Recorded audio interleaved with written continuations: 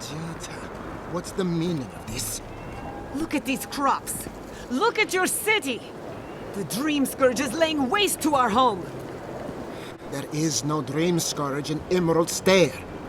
The land begs to differ, and I can prove it. How can you ignore what's right in front of you? The Dream Scourge is here, in the soil, and it's killing us. Oh my goodness. Are you a godlike? In that case, you're right on time. Maybe you can talk some sense into our governor. Put the fear of the gods in him. Tempers are high, but I don't see any assassins. Yet. Excuse me, but unless you have official business, I'll thank you not to involve yourself in our private discussion.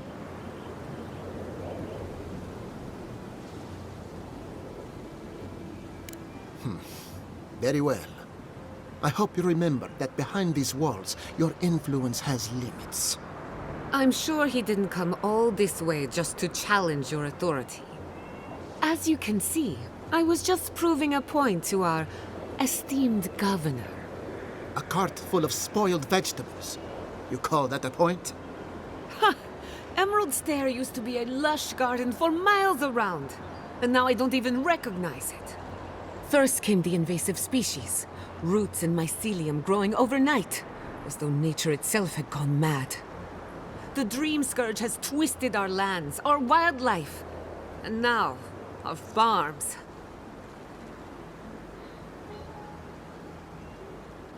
There may still be time to reverse the damage. I believe that we can restore the land, bring back its soul and its sanity, cut off the Dream Scourge at the root.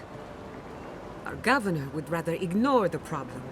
He doesn't trust animancy as his father did. Before we can deal with the Dream Scourge, we first need to understand it. Unfortunately, new experiments have to go through him. Once again, bureaucracy stands in the way of getting things done. I'm just trying to stop Giatta from hurting herself. Animancy is dangerous when you're shooting in the dark. Are you going to tell him about your family's basement? Or should I? How dare you use that against me? I know it was an accident, but look what it cost you. We can't let it happen again. While we argue among ourselves, the Dream Scourge is tearing the living lands apart. Tearing our people apart.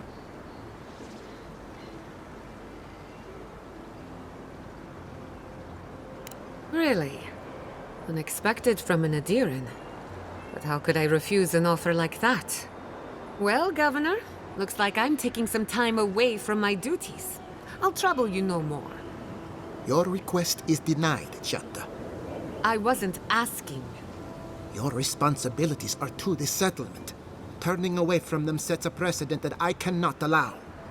Everything I have proposed has been for Fiora, and you still refuse to cooperate. Under the circumstances, I don't have much of a choice. Then neither do I. Giatta Castel, from this day forth, you are banished from Fior Messiverno. Banished? What? Ignacy, we can't lose our brightest animancer in the middle of a crisis. Your pupil has gone too far, Quilici. Take her and leave. You're still a guest in my town, but to us, Giatta is an outcast.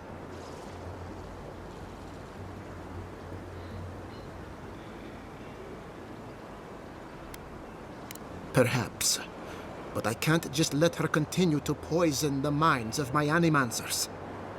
They aren't your animancers. Your father understood that. Don't bother, old man. He isn't his father. I've done all I can for Fior Messiverno. But you haven't even tried. Now limp back to your giant house like a good dog. We should talk somewhere private. Meet me at my house due west, by the workshop.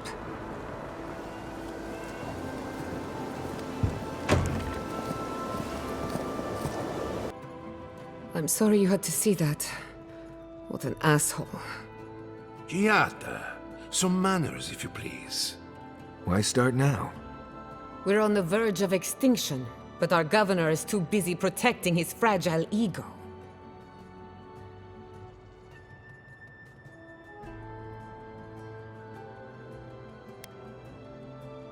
What does he know?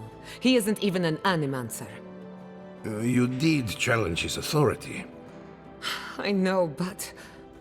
curses. Without Fior Messiverno, I'm hardly even an animancer. My tools, the workshop, all gone.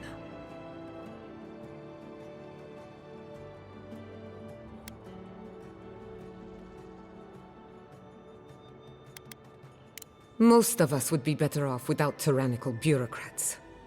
At least now I'm free to study whatever I want, on my terms. The Dream Scourge has been a thorn in my side for too long.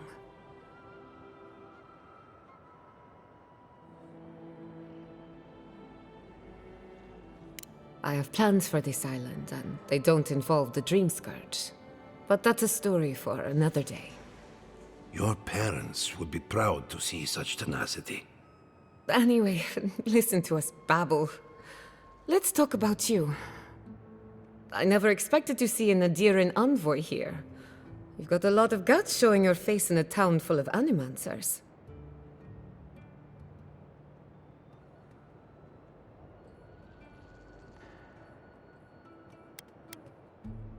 How generous of you. Our first order of business is the Dream Scourge, but I'm also curious about you. There aren't many godlike left these days.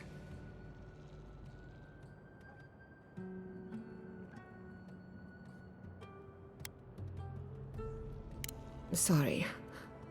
I only bring it up because Anamancy might offer us some insight into your nature. Keep an open mind. While I pack up my belongings, you can help me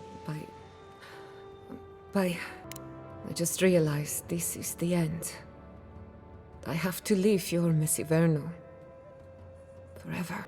Some people don't find out who they really are until they leave home. You'll be all right. My advice, find a good tavern and learn how to prepare squirrel over an open flame. Maybe if I focus on what I have gained, I can learn to accept everything I've lost.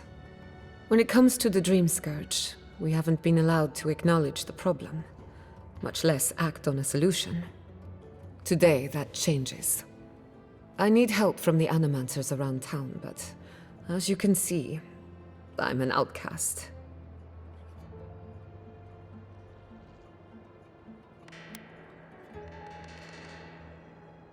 Don't worry. Ignacy can't banish us all.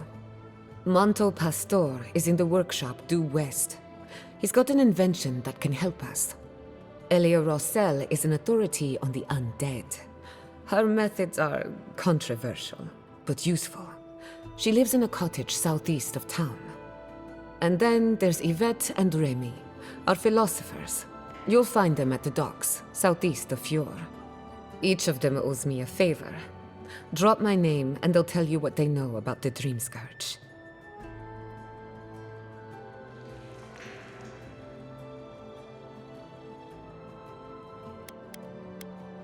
I'd rather not speculate until we have more data. If you have questions, I'm sure the others can answer them. We're about to make history. But first, research. Thank you again for letting me join you. An animancer never misses an opportunity to embrace the unknown. Still, being an animancer feels different without Fior Messiverno. For the first time, I don't have to prove myself to anyone.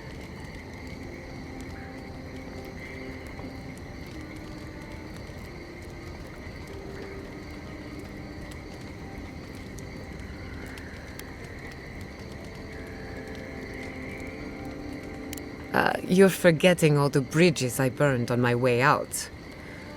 No, that part of my life is over. At least now I have a place I can call my own.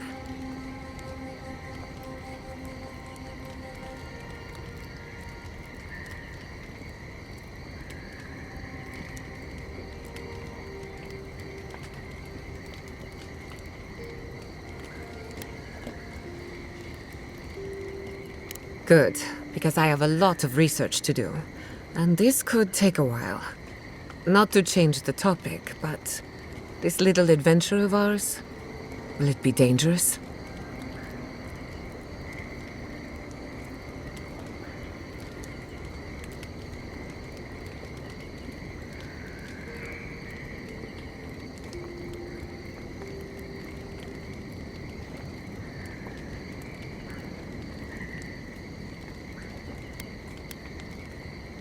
Just making sure I know what I signed up for. My mother and father taught me how to defend myself, among other things. When you need me, I'll be ready. I hope so, anyway.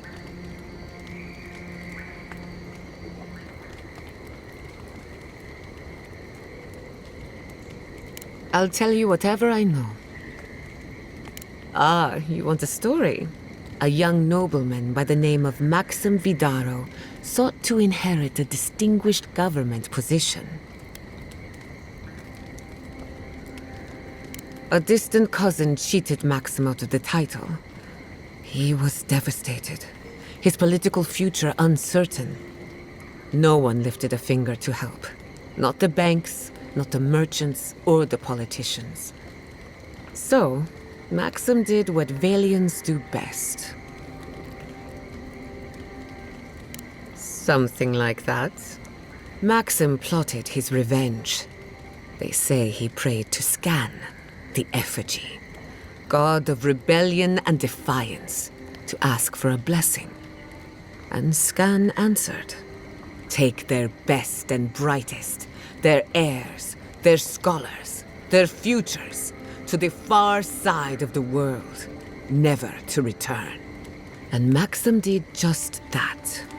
He gathered a following and left the Valian republics, giving thanks to his dark god.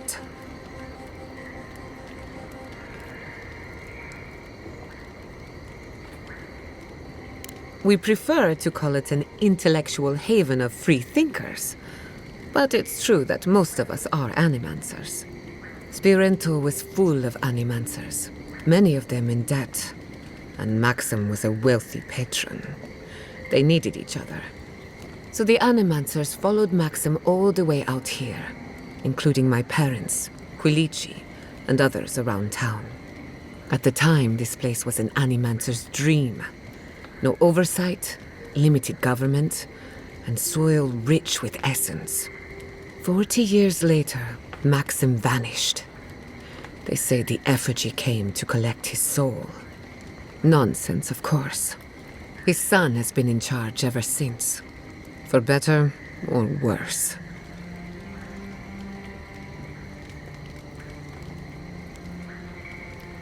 I have good reason to be critical. But I also know his life isn't as easy as it looks. He and I might squabble in public from time to time, but we're both just figuring it all out as we go. Thanks for listening. We should do this again. I love a good ghost story. Just not the dreams I have afterwards. Hadn't heard all that before. Probably a lesson or two in there. One of these days you'll have to tell me an Adiran ghost story. You learn a lot about people by what scares them.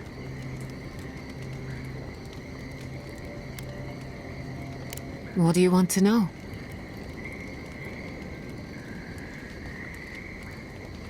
Anyone in particular? I warn you, I'm not the best judge. We haven't been together long, but I think I have you figured out. In Paradise, you handed your killer to the Steel Garrote. Much like tossing meat to a pack of wolves. Your Messiverno tolerates you well enough. No doubt thanks to my influence. Of course, all I know is what you've done. You may not think these choices reflect who you are. At the end of the day, you shouldn't care what anyone thinks. All that matters is how you see yourself. Kai is a useful fellow. We need people like him to keep you grounded. Just not too grounded.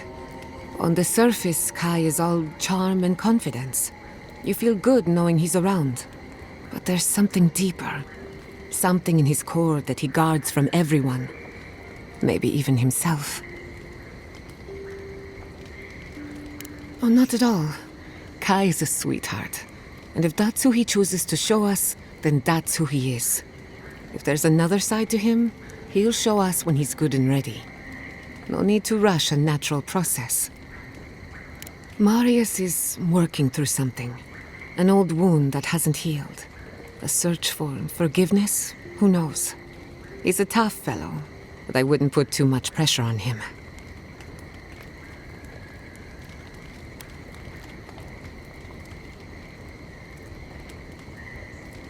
We're all wounded. That's the price of survival in the living lands. Just look at you. Only just got here and you died in the line of duty. You may not be from the living lands, but the island left you a scar to remember. Now, you're just like us. I've spilled all the gossip I know. Ask me again when there's a new face in camp.